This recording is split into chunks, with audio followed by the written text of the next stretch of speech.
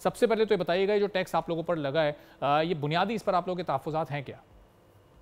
बहुत शुक्रिया भाई कि आपने इस हॉट इशू पे हमसे बात की। क्योंकि हमने अभी कल मीडिया को बताया था कि हम अदालत जाएंगे इसके खिलाफ। और अदालत जाने की वजह ये नहीं कि हम कोई टैक्स बचाना चाहते हैं या हम कोई नॉन टैक्स पेयर लोग हैं। बजट से पहले कुछ चैनल्स पे प्रोग्राम चल रहे थे जिसमें मुसलसल ये कहा जा रहा था कि इस सेक्टर को टैक्स करना है। और इससे एक परसेप्शन जो लोगों में पहुंचा, पाकिस्तान के लोगों में ये पहुंचा कि ये कोई नॉन टैक्स पेड सेक्टर है। और इसको इन्होंने अब तलाश कर लिया और अब इसको जो टैक्स करेंगे तो इसके बाद पाकिस्तान का सारा कर्जा भी इनका उतर जाएगा। बात ये है कि बजट से पहले हम जी। 39% टैक्स देते थे और प्लस उस पे 10% सरचार्ज और फिर सुपर टैक्स हम देते थे, यानी ऑल टुगेदर 54% टैक्स बजट से पहले हम दे रहे थे। ये उन टैक्सेस के अलावा है जो 5-6% ट्रांसफर के वक्त जो है एडवांस के नाम पे जी। या स्टैम्प ड्यूटीज के नाम पे सूबों के भी कुछ ठीक है। उसमें टैक्सेस हैं। ये उन अखराजात के अलावा हैं जो अप्रूवल्स पे जो हम अंडर टेबल पैसे लोगों के चले जाते हैं, जो अच्छा। ट्रांस और ये जो लीज वगैरह में अखराजात हो जाते हैं, ये उन सब चीजों के अलावा है, वो ऑलरेडी हम पे कर रहे थे। और ये पिछले 2 साल से इन्होंने एक एक नया टैक्स इंट्रोड्यूस किया।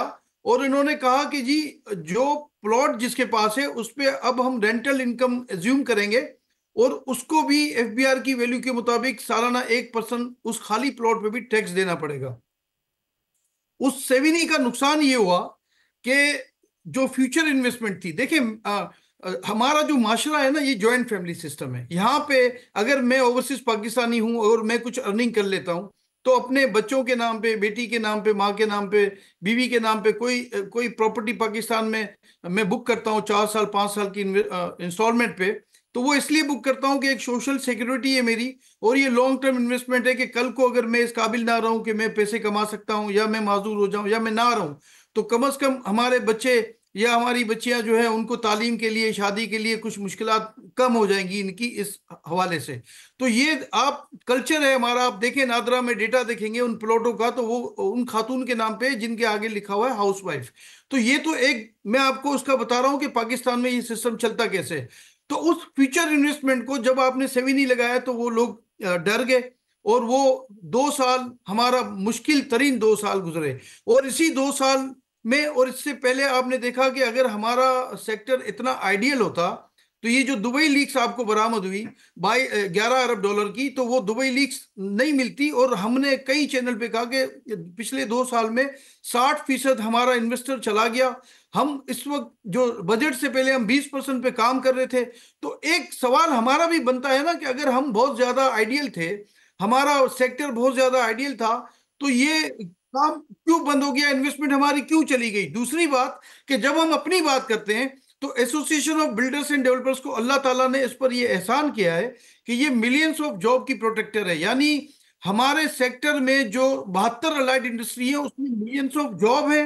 लेकिन ये आएगा जो कि लीज ये वगैरह अभी में जिस टैक्स अखराजात को हो अभी जाते नाफिज हैं किया गया ये है, ये कुछ स्पेसिफिक खरीदो फरोख्त है, यानी कुछ ह्यूज अमाउंट की आप लोग खरीदो फरोख्त करेंगे उस पर होगा, या फिर ये आप लोग की इनकम टैक्स, ये इनकम टैक्स है? चूंकि आप लोग की इंडस्ट्री पर एक इल्ज़ाम ये लगता है कि आप लोग टैक्स नेट में नहीं है, आप लोग टैक्स नहीं देते हैं अपनी इनकम पर। मैंने आपको जो 54% टैक्सेस जो बताया ना, जी। वो सारे के सारे इनकम टैक्स हैं। अच्छा। ठीक है। और अभी जो आज बजट के बाद की जो बात हो रही है ना, तो उस बजट के बाद एक और पोस्ट बजट, यानी एक तो बजट अनाउंस किया गया, उसके बाद कौमी असेंबली में जब उसको पास कराने के लिए बात की गई तो उसमें फिर ये बता दिया गया कि अब मेरी तमाम रसीद, यानी जो मैंने इन्वेस्टमेंट की, जो हमने रॉ मटेरियल खरीदा बिल्डिंग बनाने के लिए, जो मार्केटिंग वालों को पैसे दिए, जो एडमिनिस्ट्रेशन की कॉस्ट दी, और जो भी हमने अखराजात किए, उन तमाम को अब ये तमाम ग्रोथ रिसिप्ट को ये कहते हैं कि 15% उसको हम आपका प्रॉफिट समझते हैं। अच्छा। क्या दुनिया में कोई कानून या इंसाफ है ऐसा कि जिसमें ये कहा जाए कि हम खुद से अज्यूम करेंगे कि आपका कितना प्रॉफिट हो गया? भाई इनकम टैक्स एक्ट कहता है कि इनकम पे टैक्स है। आपने अपनी मर्जी से इनकम अज्यूम की, क्या कारोबार इसका मतलब दुनिया में है ही नहीं कि जिसमें कभी सही, लॉस होता हो, ठीक है। तो या अब आसिफ जिसमें साहब ये कभी। बताएगा कि जो छोटी कंस्ट्रक्शन है वो इससे कितनी महंगी हो जाएगी? यानी अगर किसी को एक 60 गज का घर खरीदना है, कोई 80 गज की कंस्ट्रक्शन वो लेना चाहता है, या 120 गज का कोई घर या पोर्शन खरीदना है, तो ये उस पर कितनी कीमत बढ़ जाएगी इस टैक्स के नाफिज होने के बाद? चूंकि ज़ाहिर है ये आप लोग आवाम पर ही कन्वर्ट करेंगे।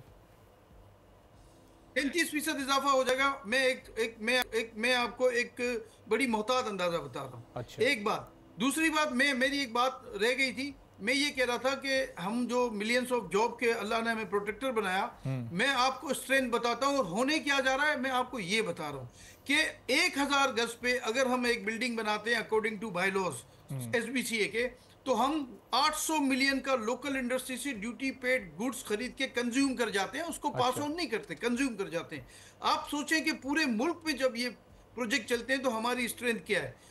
अब जो ये टैक्स जो हमने कहा 20% पे हम काम कर रहे हैं, तो हम जो समझ रहे हैं, देखें हम भी पाकिस्तानी हैं, और अल्हम्दुलिल्लाह आपने भी अगर आज मुझसे बात करने की चाहा तो आप भी अगर समझते होंगे कि इसमें कोई ऐसी बात है कि जिसको हम आगे हाईलाइट करें तो अच्छा हो जाए, आपने भी एक पाकिस्तानी की हैसियत से सोचा होगा। जी। देखें, अगर लोकल इंडस्ट्री को नुकसान होगा तो लोग बेरोजगार हो जाएंगे, लोकल इंडस्ट्री को नुकसान होगा तो आपको जो ड्यूटी पेड गुड्स जो हमने कंज्यूम की वो रुक जाएंगी। अगर लोकल इंडस्ट्री नहीं चलेगी तो फिर जो बेरोजगारी बढ़ेगी, जो स्ट्रीट क्राइम बढ़ेगा, वो आपके सामने एक तूफान खड़ा होगा। सही। हमारा सेक्टर, जो हमारे सेक्टर में स्किल नॉन स्किल लेबर, मैं इन सिंपल कह दूं कि मैं पाइप खरीदूंगा ही नहीं, पाइप में लगाऊंगा ही नहीं, तो पाइप बनेगा नहीं। जब पाइप बनेगा नहीं तो फिर उसने क्या एक्टिविटी करनी, रोजगार क्या चलना, उसने टैक्स क्या देना, रॉ मटेरियल की इंपोर्ट जो कस्टम सही। है उसने क्या पेड करनी। तो हमें ये नजर आ रहा है कि इस आज आज मैं बता देता हूं, पोस्ट बजट उन्होंने जी। जो 54 मैंने बताया, अब ये 61% से भी अच्छा, ज्यादा हो गया है। तो आसिफ साहब ये और बताइएगा कि ये अदालत जाने से पहले गवर्नमेंट को आप लोगों ने अप्रोच किया, कोई सेटिंग वगैरह उनके साथ हुई, कोई बातचीत हुई, वो नहीं माने आप लोगों की डिमांड्स, तो फिर आपने अदालत जाने का फैसला किया, या अभी तक कोई सेटिंग इस तरह की कोई हुई नहीं है? हमने हमने आप यकीन करें, हम आपको रिकॉर्डिंग्स दे सकते हैं, हमने तमाम बड़े चैनल्स पे भी, छोटे चैनल्स पे भी, तमाम प्रिंट मीडिया पे भी हमने बड़ी कोशिश की कि वो हमसे बात करें।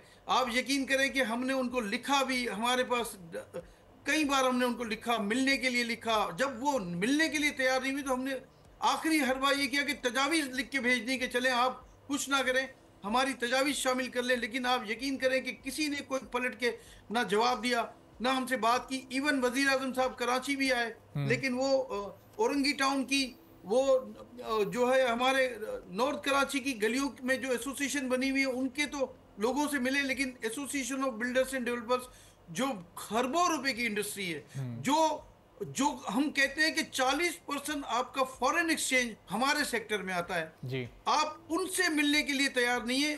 वजह हमें नहीं पता क्या हो सकती है, या वजह ये हो सकती है कि हमारे नाम पे, क्योंकि यहाँ तो अब एक तरीका बनता जा रहा है कि हमारी कोई नुमाइंदगी करे हमारे नाम पे और आपके साथ मिलके कोई तजावीज बना ले, तो इसका मैं जी। समझता हूं कि हमारे पास कोई हल नहीं है। ठीक है। और एसोसिएशन कहती रही, लेकिन आप, हमें लगता है कि आप आपसे जो मिले या जिनसे आपने मुशावरत की, उन्होंने हमारे नाम पे आपसे कोई बात की तो वो भी आप हमें बताएं।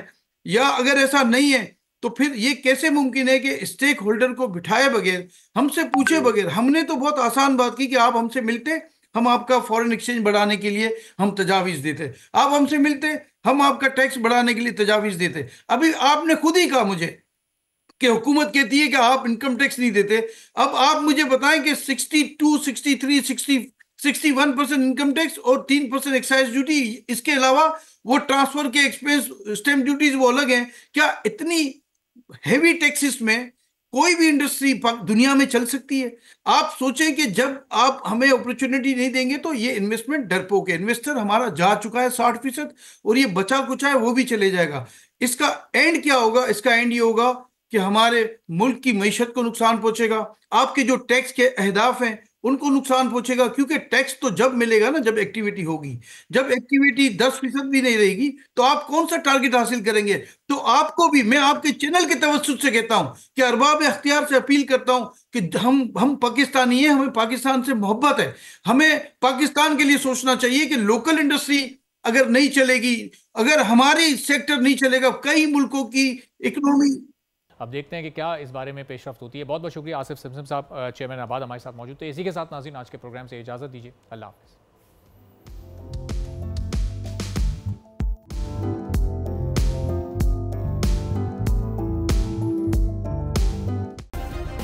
सब्सक्राइब करें और बेल दबाएं ताकि कोई खबर रह न जाए।